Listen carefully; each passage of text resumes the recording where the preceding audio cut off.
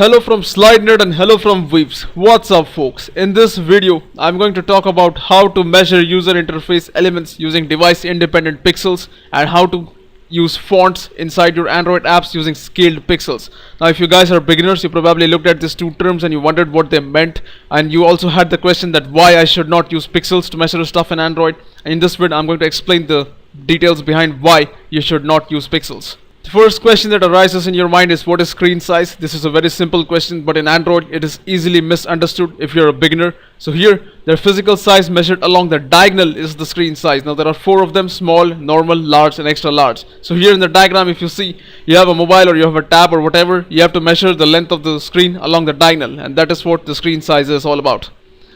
Same way, you have screen density as the next concept, which you're gonna see here. Number of pixels in an inch is known as dots per inch or pixels per inch, PPI or DPI. Now there are four main categories: low density, medium density, high density and extra high density.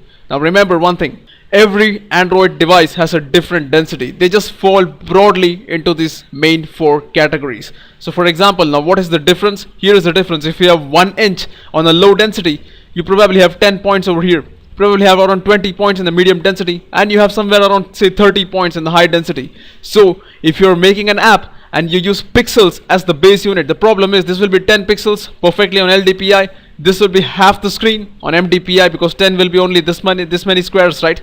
And here 10 squares will be just 1/4. So the problem is the same user interface element is going to look different sized on different screens with different densities, right? So we don't want that to happen. Again, here there is another chart. So whenever you give units in DP or device independent pixels, what happens is for an LDPI it is multiplied with 0.75 to give you the actual pixels. For an MDPI it is multiplied by 1, for HDPI it's multiplied by 1.5, and for XHDPI it's multiplied by 2.0. Remember, what the Android developers want you to do is to specify the size in device independent pixels. Now these device independent pixels or DPs, they will be multiplied with one of these values for the appropriate device, and that way you don't have to worry about how big it is going to look on different screens with different densities. And that is the best part about why screen density matters in Android devices. Again, screen orientation, it's a very simple thing. Aspect ratio, you guys are very well familiar with this. I've talked about this in detail earlier. There are two modes: portrait, landscape. Screen resolution, again, you have the number of pixels on the screen. That's all about screen resolution. Remember one thing very important in Android, you're not concerned with screen resolution mostly. You do not work with screen resolution because it varies heavily. Remember, there are many devices out there and each device has a different screen resolution. So if you start working with screen resolution in your app, if you start designing stuff, buttons, text views for screen resolution of a particular device, then you're screwed. So don't work with screen resolution and work only with the screen size and screen density. Now if you guys remember, there were four categories in the screen size and there were four categories in the screen density. Now you will use those categories as resource qualifiers when you make layouts or you make user interface controls or resources, right? Now I'm going to talk about resources in detail further, but for now all you need to understand is Android offers you a way to categorize your user interface for different devices. Remember that. Now you have your Android user interface measurement units: millimeters, inches, points, DP and SP. Out of these five, only the last two actually matter. Millimeters, inches, points, they are all fixed physical sizes. You're not supposed to use them.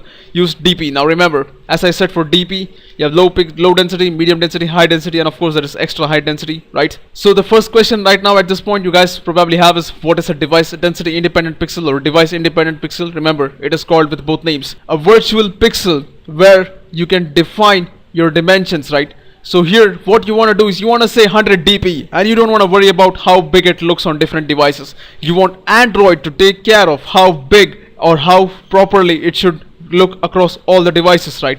So system converts the dp into pixels whenever your app runs, alright? So for that, this is the conversion that the system uses. It calculates the pixels out of your specified dp by multiplying that with dots per inch on your device and dividing that by 160. Now let me talk about this. When you have an LDPI device, what happens is if you say 100 dp, it's going to be 100 into 120, that is the dots per inch on your device, divided by 160. for 160 dpi, you can easily see that the number of pixels and the number of dps are going to match, right? And for an HDPI it's going to be 1.5 times. For an XHDPI it's going to be 2 times. So in short, if you see these two different devices, this is the benefit of doing this. Here, if you see, this is 148 dpi or ppi, and here this is 208 ppi or dpi.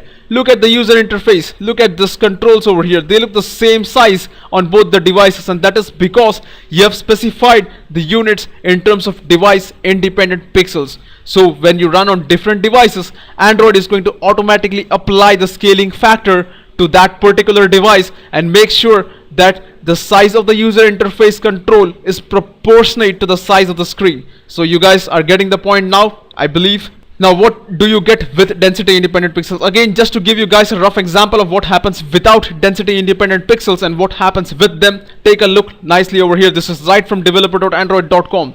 You have a low density over here. This here, if you see, you'll notice something weird. There's a button, there's an image view probably, right?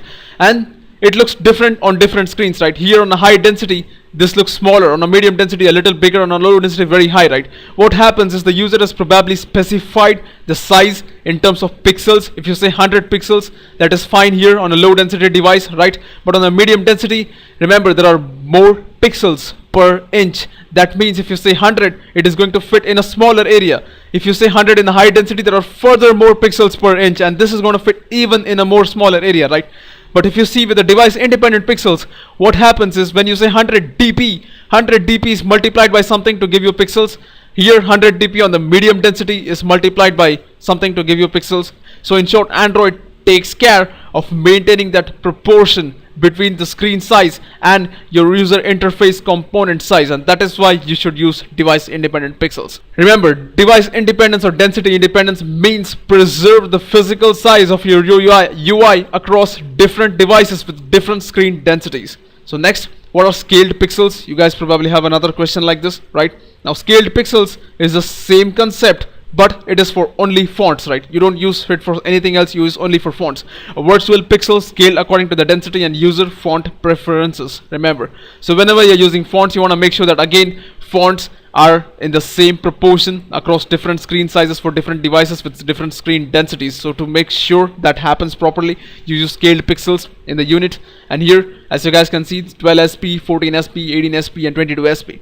So the conclusion from my side is this, that you guys don't use pixels, only use device independent pixels and scaled pixels. Use device independent pixels when you're talking about normal sizes like dimensions, then you're talking about how wide the button should be, text view should be and so on. But use SP or scaled pixels when you're talking about fonts inside your app. So I hope you guys have understood something out of this vid. If you like what you saw, please subscribe to my channel, comment, let me know your thoughts. I would love to hear from you guys. Thanks for watching. I'll catch you guys later. Have a nice